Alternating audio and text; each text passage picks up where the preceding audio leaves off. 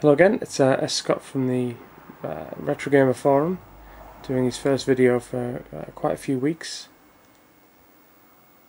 Been buying a fair few games, but been playing more, mainly been wrapped up like a lot of people with games like Super Mario Galaxy 2. Haven't got massively far in it, 30-40 stars, but really enjoying that game, just nice and simple. And quite a few next generation games which I've current generation games which I've bought and haven't played, so you can see my next gen sections down there. That's the whole area, so there's an awful lot of games there that have yet to be looked at and played, so I've started playing some of them. However, I'm aware I started a list of games, 10 games on 10 systems, and haven't done any, which is typical of me to start something and not finish it, so I am going to finish it. I'm going to have a look at the fourth game today, alongside playing games. Just been buying up the Odd Old magazine. This is mainly for nostalgia and will probably mean very little to you. This is a magazine I used to read I was a teenager, 13, 14. I was born in 1984, so that's June 87. And there's a few eBay errors that have stock like this, extremely good condition. And for those people who are of the 16-bit Mega Drive SNES maybe age, or even younger, these kind of magazines, probably looking at very briefly now, will seem very simplistic and very boring, but I did like this advert. It's a little hard to see, but you can see here this is use your Atari to talk to the world. So this is a sort of precursor to the internet, and just very briefly, just an excerpt. It says, join Microlink and use your micro to send and receive electronic mail, telexes, telemessages, go teleshopping, book theatre and rail tickets, read the likes, micro news, form your own closed user group, even go via satellite to the USA to chat in real time. £3 a month, connection charges of £3, blah blah blah blah. So you can see that. I'm not quite sure, I think it's just modem technology, but that was going a long time before the internet, or the web browser based internet that we're used to today, so that's kind of interesting. The only other thing, apart from the charts here, so these are the charts, this is for the Atari, the XL, and etc etc. The charts here, you can see BMX Simulator, which was an extremely popular game, number one. You can see the price there, $1.95.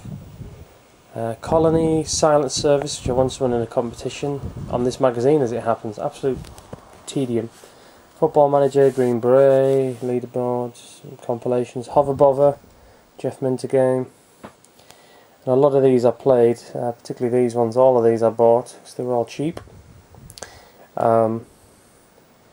Crystal Raider, great game. Molecule Man, yeah, and a few others there. So most of these games, even by this point, were sort of budget. The Mastertronics of the world and Codemasters were really pushing out the more expensive games. Now, the final thing I just want to show you is we had lots of type-ins, and some, I think, Crash and magazines like that had tapes and stuff. Atari didn't. I did like these. These were called 5-liner games, and if you can just see there, this is a Space Invaders game, which was done in 5 lines of code. So this is Atari Basic. If any of that text makes any sense to you, it does to me actually. At this level, I can't do machine code.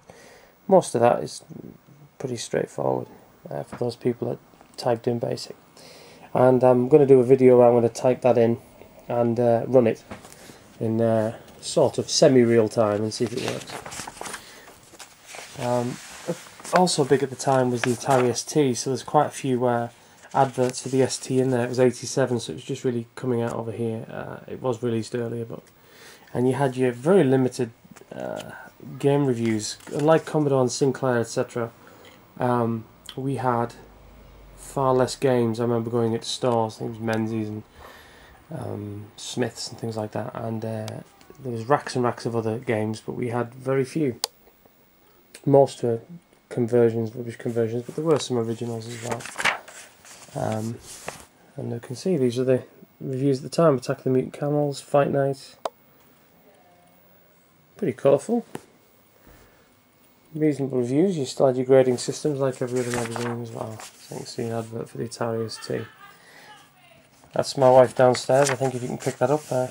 Now this was a game I actually typed in as a kid called Bounder, which is just you can download it off various sites now, type-ins, and it took me ages to get this to work. This is why I noticed this, because it's on the front cover of the magazine, and this is just the text, and this wasn't one of the most extensive type-ins you would do, but just typing in that code, see, just endless code here. You could of course download it, see that, and me trying to work out what all this meant here, reams and reams and reams and reams and reams of text, and yeah, I typed it in first time, inevitably it wouldn't work.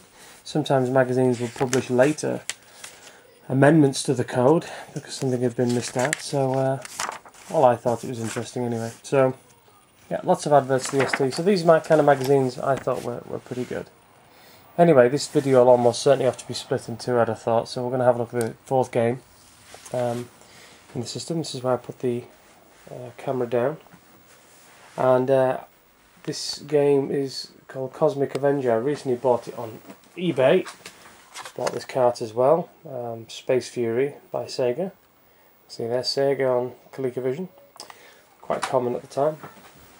And so I'm just going to set the camera down. We're just going to have a go at a game called Cosmic Avenger. So, bear with.